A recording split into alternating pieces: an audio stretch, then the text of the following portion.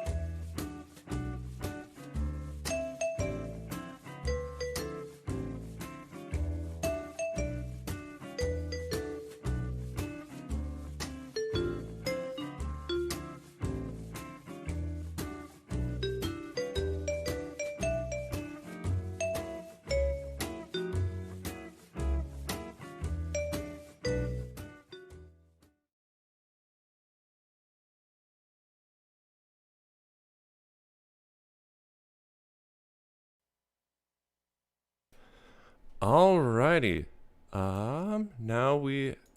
Now I can ask you now you can unmute. There you go. Okay. So, everybody's good. We have audio. This is perfect. I hope. So, welcome to another Get to Know Another Music Person. Today I'm joined with guitarist and bird watcher. Should I call you bird watcher? Does that work? Yeah, it sounds a little, no. Okay. That's what you're doing. It's a fine thing. But Stephen Olson, if you haven't seen him playing around, he's like a fingerstyle guitarist, local to Camrose. And he goes around. His day job is essentially bird watching, right? Is that? Yeah, that's true. Yeah. Fair enough. But yeah, we're going to chat, get to learn about Stephen a bit. And so I've had the pleasure of getting to know him a bit through some of our playing recently. We've been doing some rockabilly stuff together. I've been playing the bass back there with him and his brother. And we're getting ready to we're playing, hopefully as long as the weather's decent, we're going to be playing Friday next week at Double Dam Golf Course. So if people want to check that out, just go out there, hang out, listen to us playing good music. Yeah. So how's it going, Steve? What's new? What's happening? Yeah, it's going good. And before we start, just want to say how awesome it is that you've been doing these, hosting these and chatting with people and, doing something that we can come together even though we're apart most of the time and still be able to see each other. It was great seeing other musicians in town that I haven't spoke to in person in a while. Yeah.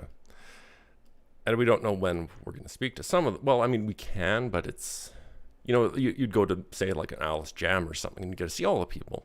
But now it's a little more difficult to get in those social situations. Yeah. Thank you and all your videos too. So if you haven't subscribed to Steve, check it out. They're great, funny, well-edited videos going through the whole alphabet. I don't know. I've only gotten to G. I'm doing musical alphabet. If people want it more, then they'll have to ask me. Oh, really? I've only done to G. Subscribe to Patreon as well. And right now Patreon's not doing things. I kind of like put that to the side to now. Just YouTube. Okay.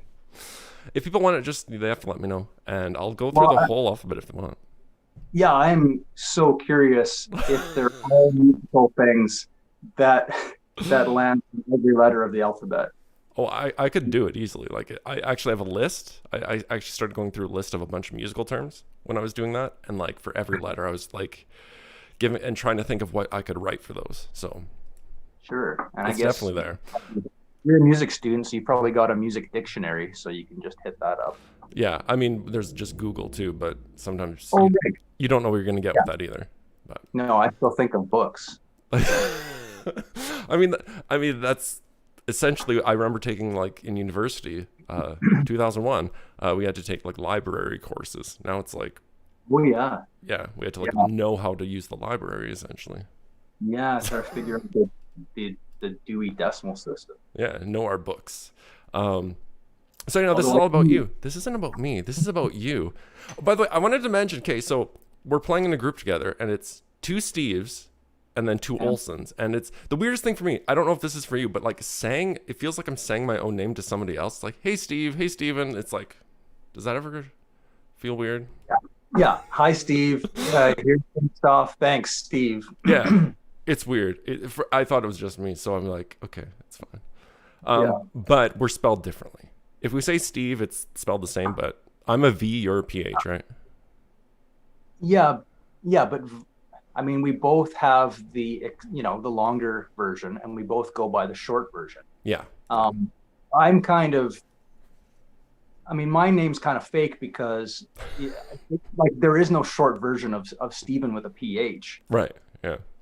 I don't know what that would be. But so insert the V, but I don't have a V. Oh, fair enough. I mean, you're Yeah, allowed to have it. I have V envy. Well, that's perfect. V envy. Okay. So, So I just take it. if you are watching, feel free to jump in chat too. There's people watching. Oh, and here's a question for you because we were talking about this in our last practice. We've been actually practicing in person in my garage. That you, me, and your brother. And if people, we were trying to think of like a name for the trio.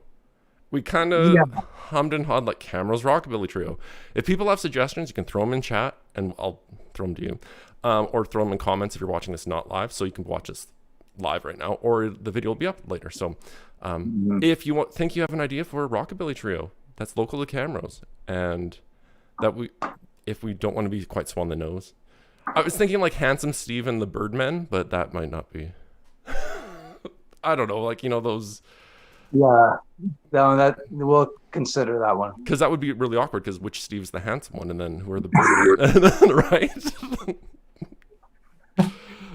Two Yeah, Steves and a Leif. That's what Natalie says. So yeah. That one's up on the board too. Yeah. Up for consideration. I mean, the thing is, when I think of band names, it's like a brand. It's yeah, like like a store brand name, and and yeah, just like it's amazing that one word can give you all these images. So I don't know. I like just I don't know. For now, the Rockabilly Trio is just fine with me. Although yeah. it would be tricky if we try to post things and it's pretty generic. Well, yeah, and like I said in practice, like if another Rockabilly Trio shows up in cameras, then I might be in trouble. So Yeah, but they're rare. They're very rare. So yeah, but it's sad that they're so rare. Anyhow, let's talk about I want to go back now to let's talk about your music history because that's something that when did you start music? When did you get into music? Like how old were you? um, well, I think I don't remember wanting to play music, so it was like it was so far back. I just knew I always Okay. would.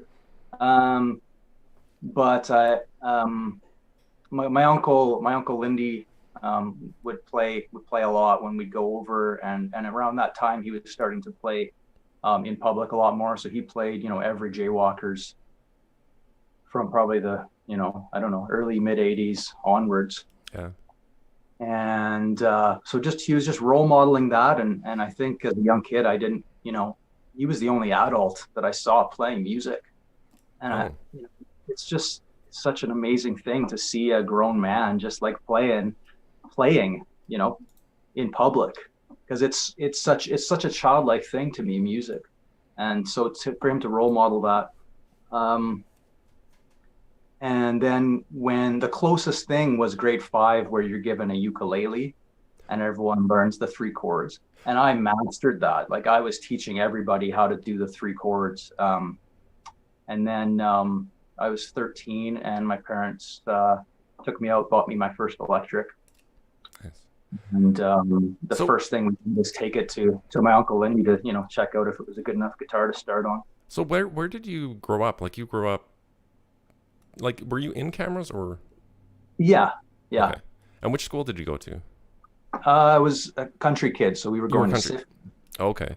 Because Yeah. I was gonna say like we didn't back in my day we only did like recorders and then we did band in grade 6. We did recorders 4, 5, and 6 or 4 and 5.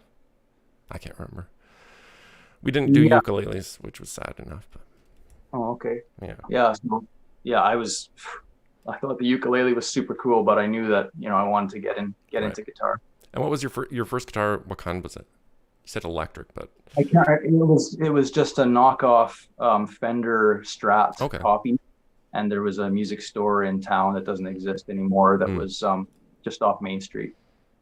And I I started playing with a pick like most guitar players do, but my uncle always had a thumb pick right.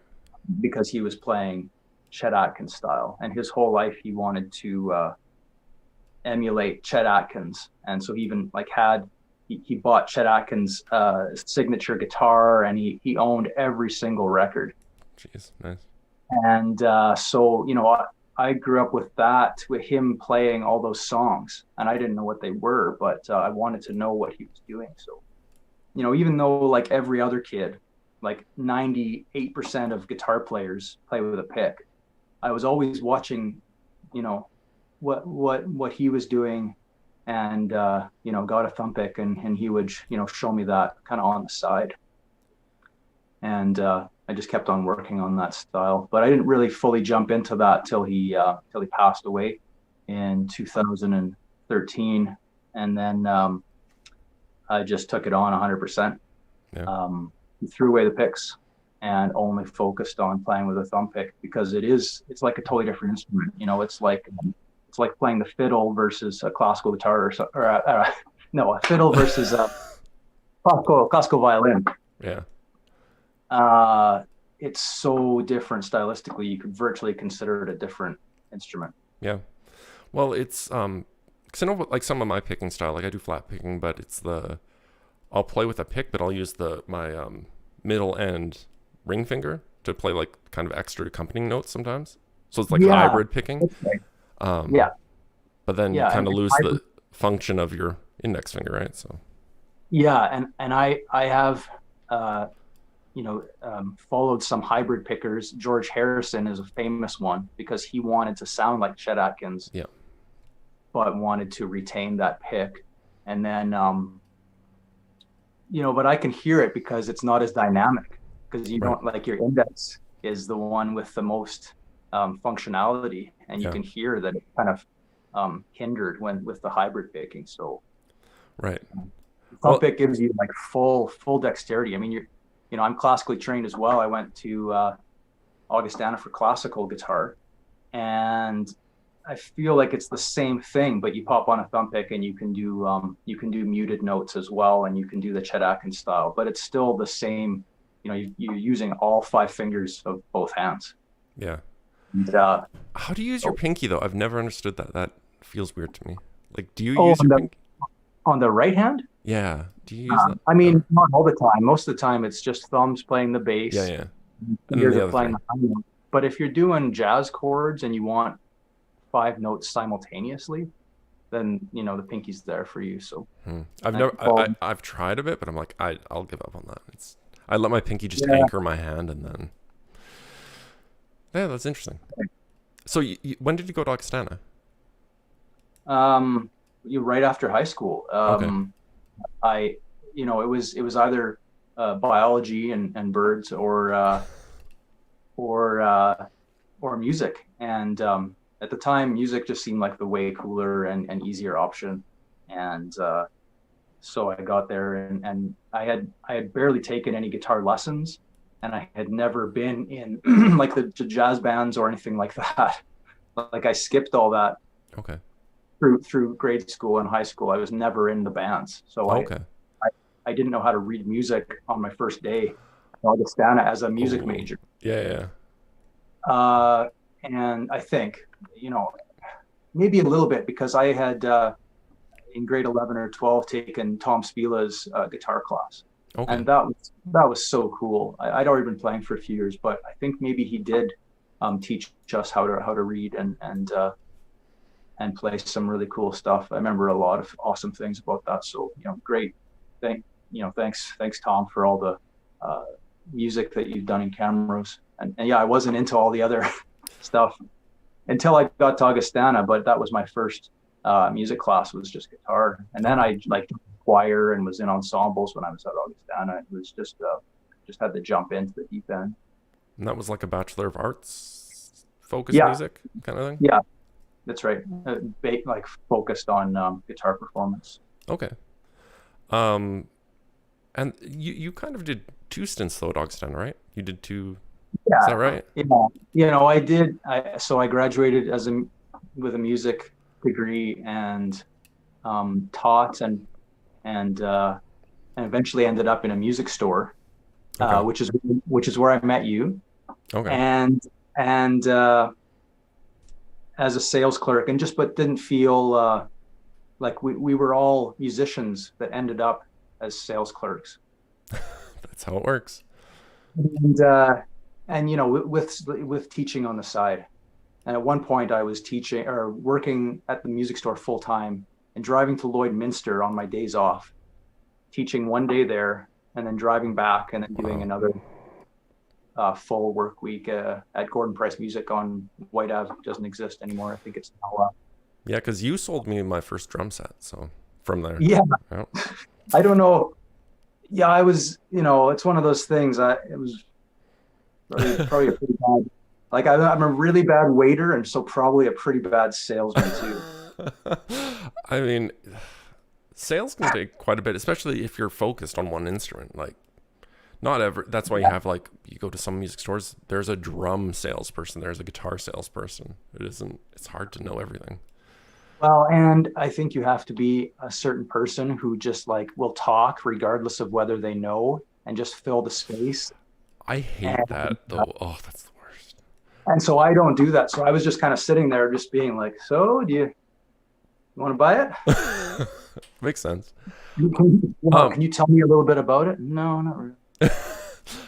So Landon and Lisa asks, so I'm supposed to ask you about red dirt first. Okay, what's that? So Landon, you can see that we need help with band names, obviously. What was that? That was so in high school, Landon and the Lusaw brothers were in Flying Saucer Moonship, and then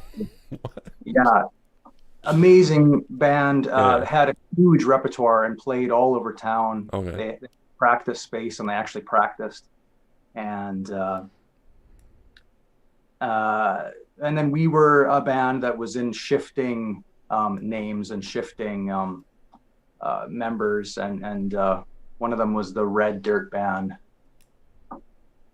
Another was the Thornbirds, which is that 70s novel that's showing up on Seth Meyers. Fair enough. I mean, you get back in the day and people are naming stuff after bugs, right? So, it's just a name, but if it sticks, then sure. Yeah, and it takes on its own identity, there's some kind of bad band names, but when you say them, you think about it too much. But it becomes part of the brand, and then it comes, your mind clicks to, whatever clicks to their whole repertoire. So no, it's tricky. So we need help. Well, I mean, it's just if you find something you identify and can appreciate on your own, and people can remember it, I guess, and then associate that name with the band members and the music they play, then that's great. The River Jacks is a band that it's a name that suits it. It's a bunch of people that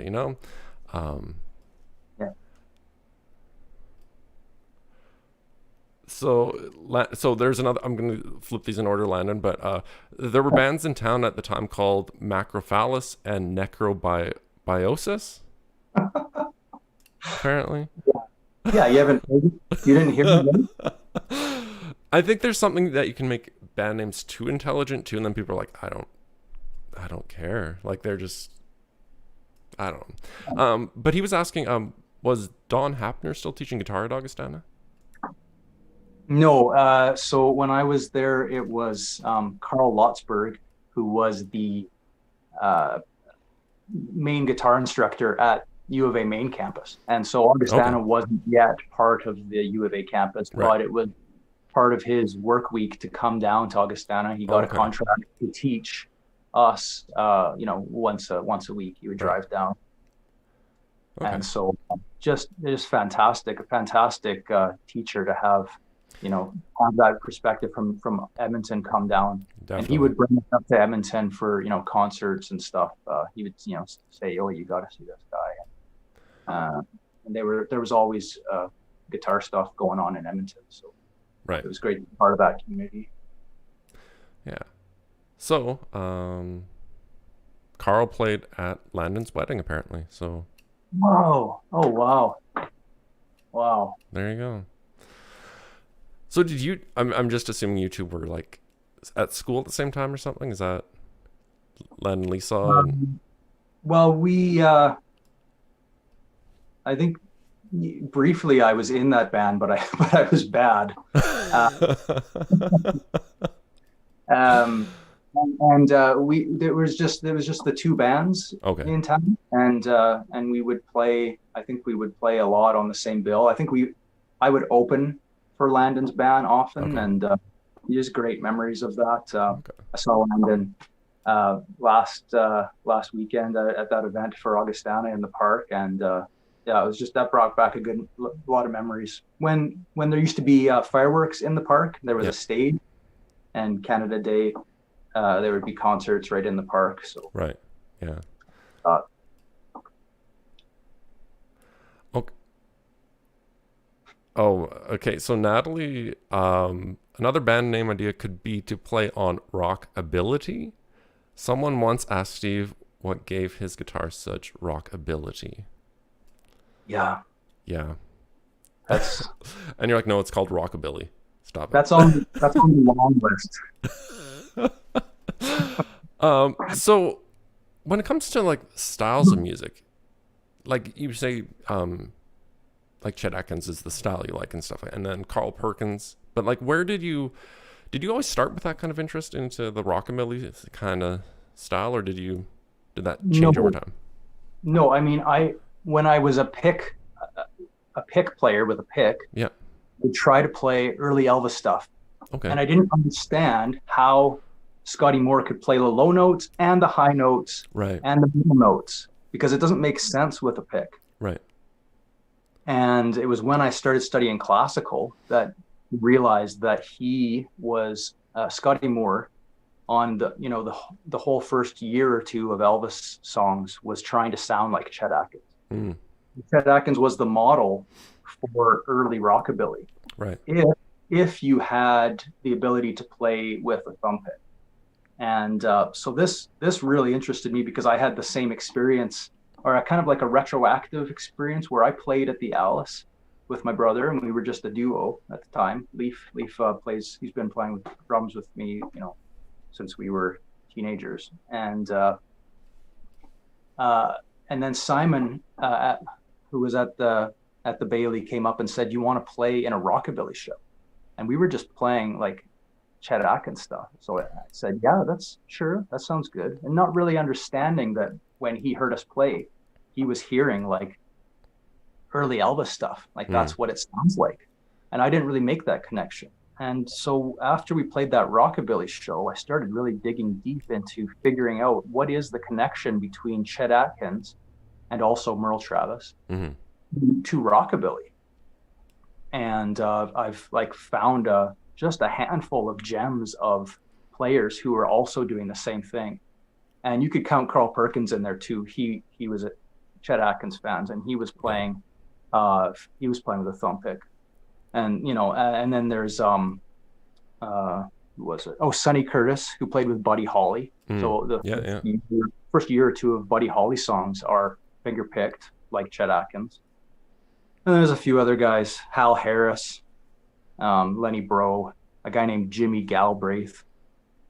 Um, and so I've made a collection of about 100, maybe 100 plus songs that are played with a thumb pick in the golden era of rockabilly. And Right. I think it's a fascinating story. Like I want Randy Bachman to do like a vinyl tap on it. Hmm. And he has that connection to one of the players too. Lenny Bro was a Chet Atkins protege, and then when rockabilly came along, so it was just it's a very small group of players because you had to have the thumb picking skill before rockabilly happened. Right. Yeah, yeah. And so there's maybe 10 players, and yeah, so I really kind of focus on that tradition and kind of feel really akin to that group of players. Well, it's just interesting because you think of, like, when did the flat pick become a popular thing versus like, because I know a lot of these old blues guys too, they were using just their fingers and thumb kind of thing. They weren't Oh, relying on right. picks, right? So Yeah, that's another thing. I really want to go back and learn that tradition, and that's kind of so we talked about Chet Atkins and then moving forward into rockabilly, but you right, can take Chet Atkins and Merle Travis and go backwards, yeah, and what you're going back to is ragtime blues pickers who were just playing with their fingers, yeah, and technically amazing, like way better than all the guys who came after, in my opinion, in some aspects of it. Like it's almost unplayable. yeah, One of the guys is Blind Blake. Blind Blake is incredible. He's playing mostly in the first few positions because he was blind. yeah, But the speed at which he's playing, and then he's playing a ragtime song and he's talking. So it's like a recording of what he would do on the street corner or in a bar yeah. where he would just kind of like talk to the audience as he's playing. And to do that, to make your mouth move while you're doing that stuff. Well, it's the autopilot, right? I think we talked about this last rehearsal where, if you get something down enough, you can do anything else, but then your fingers will just do the rest of the work. You could sing, you can tap your Yeah, foot, whatever. yeah. And if you get to that point, you can play amazing stuff and have like a Yeah. conversation with somebody, and that's next level. And so Blind Blake is fascinating. So yeah, that whole tradition too. That's what this comes out of. So would you say then, were you always into kind of that generation though of music, or did you have like a fluctuating thing? Because the funniest thing is with teaching, I mean, you probably get this too, because you teach at Augustana, right? And so you probably get younger students who are like AC/DC all day, and you're like, no. Yeah. Well, I can relate. I think you have this whole cycle of stuff that you go through, whether it's just something old rock that you're fascinated with, a period that you're interested in, or songs of the day, songs that are on the radio right now. Right. And yeah, I don't know. I think for me, I had to go through that stuff before I kind of clicked on something that felt more worth my time. Right. But really, this didn't happen till I had the shock of my uncle passing away, and Right. feeling like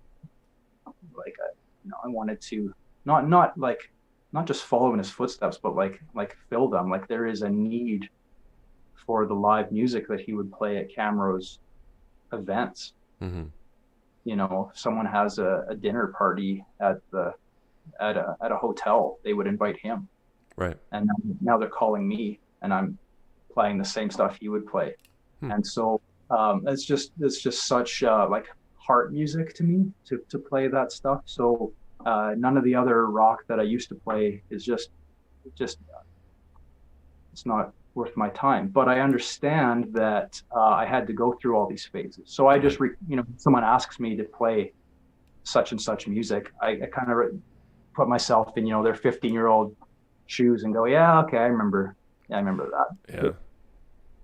Yeah, and it's almost like, okay, we're gonna do this now, as in it's gonna apply to something later though that's gonna be different. Take AC. Well, I mean, Landon, yeah, AC/DC is the starting point. I mean, you could go crazy with that if you want to do like, I don't know, Metallica or something too if you wanted. But AC/DC is pretty milk toast. Yeah, It's pretty. It's not actually hard to play that. A lot of that stuff. It's pentatonic scales. It's power chords. It's blues yeah. No, that's scales, a great. bebop scales, like that kind of thing. So It's a great entry point, and it's yeah, so classic. yeah, If you can play that stuff well, it's yeah. fantastic. If you have like, it's actually you could do a lot of it talking about just tone too, like with the overdrive and just having a Yeah. solid tone in your guitar. Um, And it's that great Gretsch sound. That's AC/DC. well, I mean, I mean, the when you have the full hollow guitar, you put some distortion on that. That sounds. I like that sound. Like you put like Mm. I have a super overdrive I like to use, and I'd love to get like even a semi hollow again, but like just a full hollow with that is just. Oh, I love that. Or fuzz. You put some fuzz on that. It's good stuff. Yeah. And it's those bright Gretsch pickups that were really cutting through. It gives that classic rock sound. Right. Speaking of cutting pickups, apparently you're putting new pickups in your guitar at some point. Yeah. We're gonna talk about that just because it's interesting. I think it's interesting. Most people might Yeah. not care, but For someone who's looking to replace the stock pickups, I mean, this is the way to go. When I first bought this guitar, and so my uncle bought his on Main Street Camrose in the okay, 50s, and after he passed away, we were going to do a tribute show to him. okay, And so at the time, amazingly, Gretsch was back in production. mm, And it's kind of an amazing thing. Like you never thought you'd see a new Gretsch, but in the early 2000 teens, whatever that was, it was 2013. You'd go into Martha's Music and they'd be on the hanging on the wall. right, yeah, And so I got this one to play live because and stand up with it because I have my uncle's, but I wouldn't ever stand up with it because that's just more gravity. But yeah. when I first bought this, my friend JJ Lysing said, well, so you got the stock stuff, but you got to change it out. So you got to change this out, which I have done. So Okay, this is a single piece of stainless steel, okay, yeah, yeah, yeah. and it's intonated, and so it just gives a lot more resonance. And Because then what the original, it's like it had like the screw based. yeah, one of those ones with the screws, and it's Yeah, just kind of like fiddly bits that you push back and forth, yeah, and it yeah. just doesn't have good tone, and it doesn't feel good because with this style, your hands making contact with that the whole time. Oh, fair enough. Yeah. So anybody who's into Gretsch knows you switch it out to these true arcs, and it's actually the same radius as your fretboard. Hmm. So, and then these are just the stock pickups, and they just don't sound that bright. So, I've been struggling with the decision for that because it's super expensive, like basically doubling the price of the guitar. But so these are TV Jones pickup switch. A lot of people install instead of the stock pickups. Yeah. And so this is the neck one, and this is the bridge, and you can see that they have different pole pieces. And it's supposed to sound amazing. It's like made for finger pickers. It's actually designed in part by the guy who played with Chet Atkins for decades. Okay. So it's supposed to be for finger pickers. So you have great like string, like you can hear independent strings. So more like a piano instead of Okay. just chords. Like you can really hear individual strings, which is great as a finger picker. Was it something with those two that you mentioned? As you changed like the volume on your guitar, like the treble would stay would roll Oh, off. that's another. Yeah, that a that's different another. thing? Thing. That's Well, a different thing. Okay. my hero Paul Pagat, who does exactly what we're doing. I'm just copying whatever he does. So he's playing with a thumb pick, but also like playing rockabilly. Yeah. And wait, what was the question? Well, it's just about because we talked about this before. Where you're saying there's a way to set up your guitar so the treble roll off when you're changing your volume. Okay, so I watched a lot of videos about him and all the technical stuff that he's into, and so he switched out, for pickups like this, and he's got the true arc bridge. Right. And the other thing he said, one thing he said, which I don't know what that is a grease bucket circuit. I don't have that, but what I do have is the treble bleed, and it sounds fascinating to me. So I ordered an entirely new electrical component system for the inside of this guitar, basically taking all the electrical guts out, putting in all the new wires and a new pickup. And I asked for them to wire it so the main volume has treble bleed. And so on a Gretsch guitar, the way it's standard wired when you buy it is that the bright sound only happens at high volumes. Right. And so if you're playing in a band and you want to edge down your volume a little bit, then all of a sudden it sounds muddy. What treble bleed does is it makes that sound like you're at that 10 volume at every volume. So it's great when we're playing, because so I can cut through in the mix at volume 5, still have that big sound.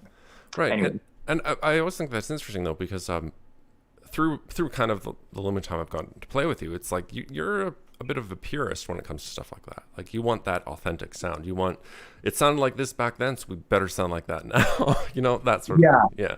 I don't know if I don't think treble bleed was around back then. But also recordings weren't as solid back then either. It's but like one mic in terms of like playing it like it is, I find that really fascinating. When I started learning this stuff, I realized that my first inclination was to change it so it fit what I thought of as a better way to do things, which I turned it into a more modern thing. Right. Because these players are doing stuff which has kind of been lost to time as guitar players streamline, kind of all become similar sounding. But back then they were kind of experimenting a little more and playing in totally different styles, especially with this style because it's quite rare.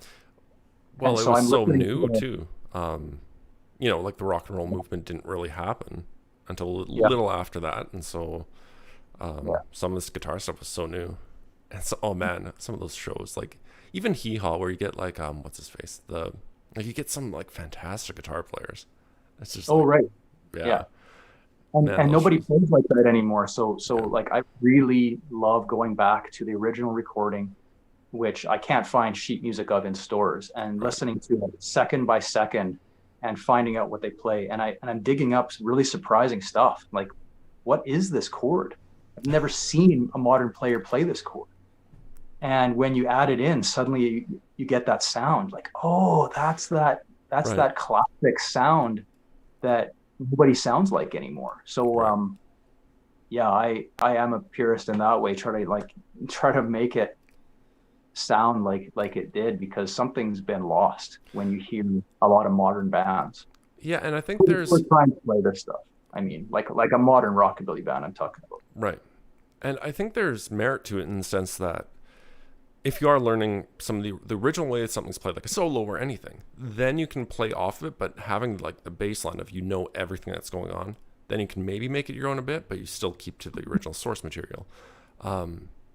I think so. If you are true, this is how I always associate like cover versus tribute, where tribute is like every note's the same, versus cover, you're making it your own. Right. I always think it's a good idea to get, if you're wanting to make it solid that way, do the tribute style where you learn every note, every phrase, and then turn it back. You can then turn it back a bit, rather than it almost seems like mistakes sometimes otherwise, where it's like you're not quite getting the right notes or something, and it's like maybe that's a mistake. Because to the listener, they might hear, oh, that's not how the recording was, but it was so similar until you hit that one point that it wasn't quite the same. And it's like, and I'm not going to say that I'm playing bass. I'm not going to say I'm playing every note the same, because old recordings, you can barely hear the bass unless you like really turn it up. And like I use my studio monitors and I'll listen in, and some of the bass lines too, like guitar was interesting, but you listen to the rhythm section, like bass and drums, sometimes it's like, they're just doing whatever. Yeah. Like, so. Yeah. So they do need some updating to like modern standards in terms of instrumentation. Yeah. Well, and I always find that interesting. You get to that kind of mid 20th century, and that's where you get a ton of experimentation kind of moving forward. Well, I could even go further than that, but like with drums, with bass, with guitar. You know, you get your first electric basses and stuff coming out. People switching to match grip instead of traditional grip for drums. Guitarists switching to flat picking kind of thing, like as like a standard versus being something maybe you'd seen in jazz or something instead. So it's a different way, but I think the purity of it, again, should never be lost with some of those styles. It's going to be rare, I think, these days, but it's nice to have. So, yeah. So, so then, what do you do these days? Like since the COVID thing started, you were teaching in Augustana, and your job has mainly been outdoors, right? So, Yeah, so my job is going out and looking for birds on sites, and then telling the client what types of species, or if there's sensitive or species that need more protecting. And so yeah, it's been a lot of outdoor stuff, and industry seems to kind of go ahead regardless of things. So right. so it was still a fairly busy spring and summer. But I try to play as much as I can wherever I am. I'm often living out of hotels. Right. And, do you have your guitar with you? yeah, always. Always. Okay. Good. Perfect. Always, so I can learn the next song that's in my head. Right. I don't know, but it's hard to imagine performing other than outdoors these days. I had a thing going like right before the virus struck here, which was I was recreating the concert where Johnny Cash came to Camrose. Okay. Yeah. And I have this is the actual concert Right. post that would have been advertised in the Camrose paper. Yeah, I saw you post that way back, like earlier this year, and that was the interesting thing, because some of these guys, like that Carl Perkins on that bill and stuff too, right? Yeah, Carl Perkins, it just blows my mind. Like and these big rock musicians essentially were here. Yeah, and my good friend Corey Vandriot dug up that poster, and he just put it on the wall at his workplace. And when I saw it, I just stared at it for hours. I didn't know. Nobody told me that Johnny Cash came to town. That's crazy. And that Carl Perkins, Wanda Jackson, and a young Jerry Lee Lewis. A 21-year-old Jerry Lee Lewis was in Camrose. Came to Cameron's. Yeah, that's crazy. Like even getting into Canada, that seems crazy, but yeah, and they were in no tour buses. They were just driving in their Cadillacs, and you'd have the stand-up bass strapped to the top. Yeah. And they'd just kind of like sleep in the vehicles. But I did hear that they were cited, like Jerry Lee Lewis was in the Alice bar that night. And so I suspect that they also stayed over at the Alice. Yeah, and I was kind of researching this. I read all their autobiographies or biographies, and trying to figure out details about that time. And I tracked down someone who actually went to that show, and talked a little with them on the phone about that. Because that would have been, was that at the old drill hall? The old drill hall. It was like May 1957. Jeez, that's crazy. Those kind of old tours and stuff, that's so strange, because you do get a lot of bands touring kind of like that, but you don't get, like, back in those days it probably was unheard of, or not quite so regular for bands to keep touring like that. But man, that's just insane, that kind of thought. Like all those big guys who probably weren't really big back then, but now they're big. Like a lot of these guys weren't popular back then, really, to the way they are now. No, I mean, Johnny Cash, even, who became like that towering figure in May of 1957, he'd only put out maybe 4 or 5 records, right? Which were just an A and a B side. Yeah. So he maybe had like 8 songs, but then they would do a lot of covers and stuff to fill in their show. Right. But I mean, these were brand new artists. Yeah. That had only put out their first stuff like a year or 2 earlier. And yeah, if you'd gone to that show, I mean, to then watch those artists like kind of grow in stature, it would have been really something to have seen them. A few hundred people that trickled into the drill hall. Yeah, and I mean, that's I mean, to even like that kind of show, like having a recreation of that. That's kind of, I mean, that's kind of my, that's just before where I kind of find myself. I'm a Beatles fan. I'm wearing a Let It Be shirt right now. And I actually have Beatles stuff there behind the screen. But like that's still that kind of the 50s going into the 60s kind of thing. I love that music. It's fun to play. It's good to Yeah. dance to too. Like that was like everybody would dance back then. Some people are too Yep. rigid and nervous to dance, it seems these days, or they don't know what dancing is. So, so Yeah.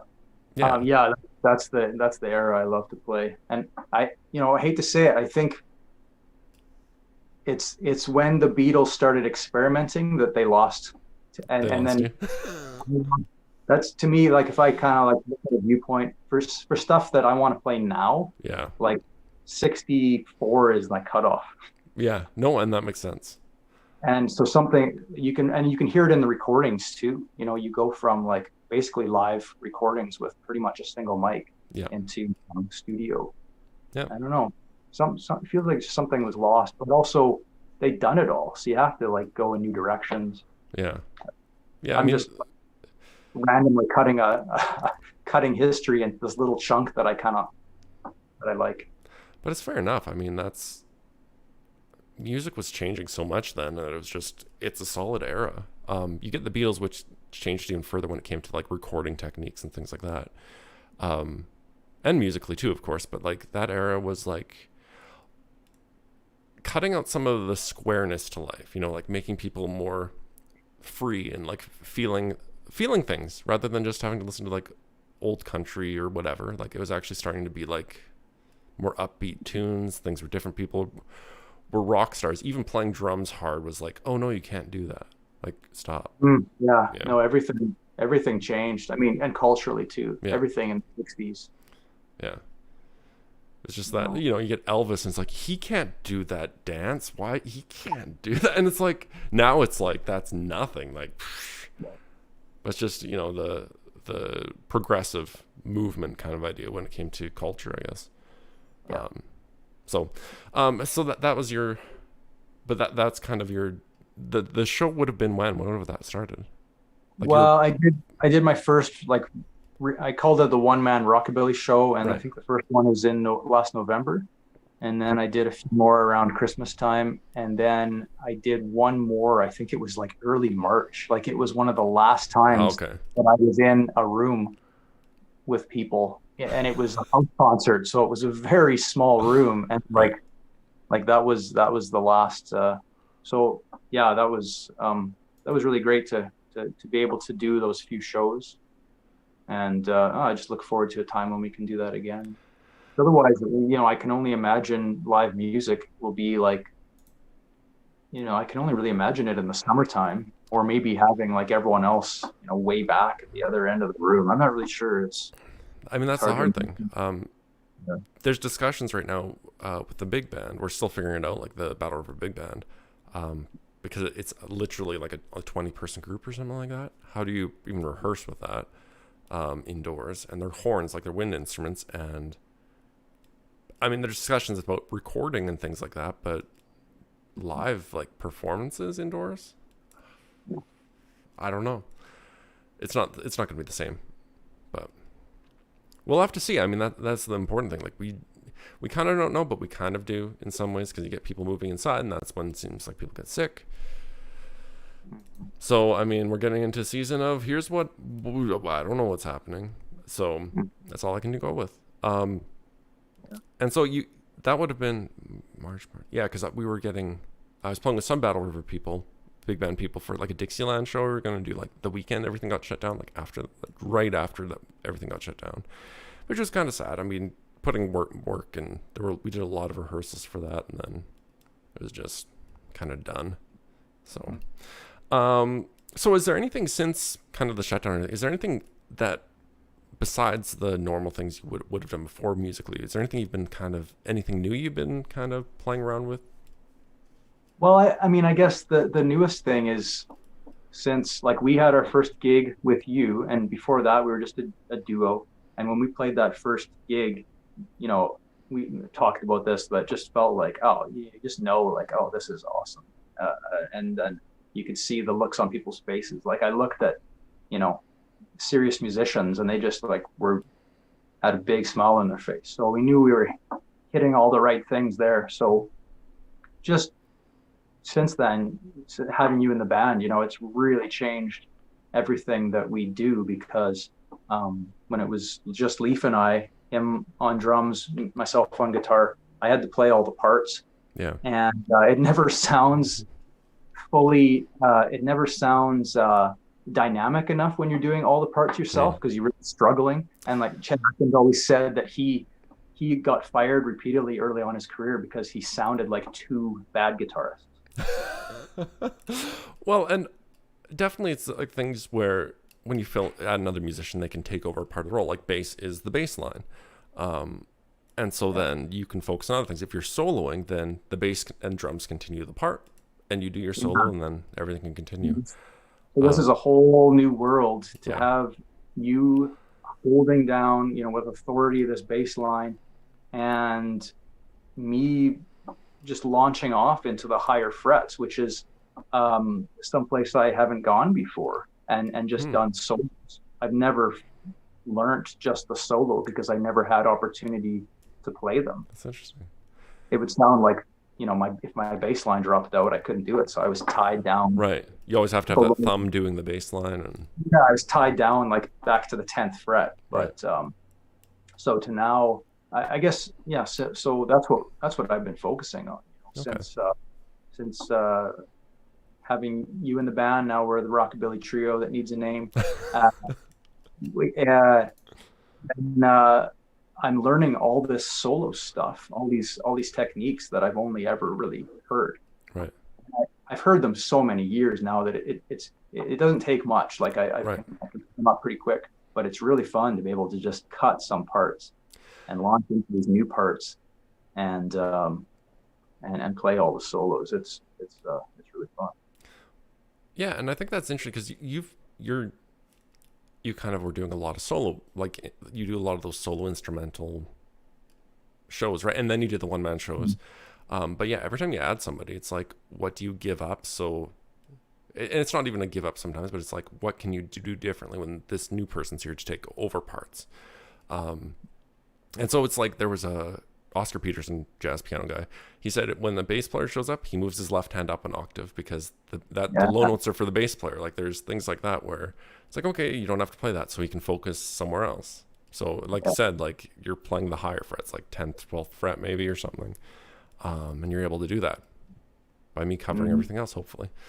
But it has been like doing the weekly rehearsals has felt good just to play live with someone rather than, you know, I've been practicing. That's about it on my lonesome, you know, but man, having an audience would be lovely. So hopefully next weekend when the weather's lovely and like Friday, if people are watching this now or out live, they can come out to Double Dam Golf Course and check us out. It's going to be pretty laid back. I think we're just playing for giggles. I think we're starting like we said 6:30, I think, or something like that. See, there's no set time. We just kind of said 6:30. It's like, okay. Yeah, come for dinner and we'll play. Yeah. And we'll play some more. Yeah, just buy some food and get some drinks and hang out. That's all. Because it's a long weekend and we get back into whatever happens in the fall at this point. I mean, when do you start teaching guitar again? I haven't set a date, but probably as early as the 14th of September. Okay. So yeah, I'm looking for students as well. So if you know of anybody, well, you are looking for students too. I don't mean you. I mean like, people who are watching the video. No, totally. Like I'm anyone on you can promote yourself here. It's totally fine. I'm not gonna like cut you off. But yeah, like definitely like I send guitar students to Stephen. That's how it works. Oh, but when I say Stephen, it could be either of us too. Yeah, so send your people who are interested in guitar to the Steves. Yep. Well, I'm usually saying drums first, and then it kind of goes down to drums, bass, and then guitar for me, and then ukulele. That's how it works. But I'm more rhythm guitar. I'm more. My focus ends up being like blues, and I mean, you think Beatles, midlife Beatles, that kind of thing. John Lennon style more so than George Harrison sometimes, but still George Harrison stuff. Yeah. John Lennon didn't have the most creative solos. Even Paul McCartney, like he was a lead guitar player. Like he could play, and you're like, oh, They could all play guitar except for Ringo. Yeah. Um, well, Paul could play everything. I mean, when Ringo left the band briefly, he was the first one to leave. Some of the White Album songs are Paul on drums. So, Yeah. like No, back in the USSR and stuff. But yeah, my brother always quotes John Lennon's. A reporter asked, "Is Ringo the best drummer in the world?" And John said, "He's not even the best drummer in the Beatles." yeah. John is, oh man. Okay, anyone watch some John Lennon interviews? He's hilarious in interviews. Him and George Harrison, I think, are the best in interviews. When it comes to the Beatles, they're the funniest because they just tongue-in-cheek stuff. I mean, it's so good. A reporter calls John the wrong name, and like John just goes with it for like ever, and it's good. And also let's promote this too. So out at your place, like your farm, there's what's the festival called? It's called the Prairie Oak Folk Fest. Prairie Oak Folk Fest, and that's on Facebook. I think you can find that on Facebook if you're on Facebook. Is that the best place? I think so. I mean, it's kind of one of those things where it's kind of like you have to contact us, and then you'll get like an invite. But yeah, definitely contact me about that. Yeah, and it's limited capacity, right? It's like 100 people. Yeah, we're keeping it at 100. 100. I'm not sure if that includes performers or not. It might just be like 100 concert goers. Okay. And yeah, it's going to be a whole variety of stuff. A lot of local musicians and a lot of musicians from Edmonton too. And it's an outdoor thing, so again, hopefully weather isn't like something like today. You know, today's kind of. The band will be in the barn, looking out the back door, and everyone else will be on a blanket in open air. Yep. And so we're hoping for good weather on the equinox weekend. Yeah. So if people are interested in that, they can. I'll actually put a link maybe in the video while I'm doing this. But we are low on time at this point. If anyone has any additional questions or suggestions for rockabilly trio band names, now's the time to do it.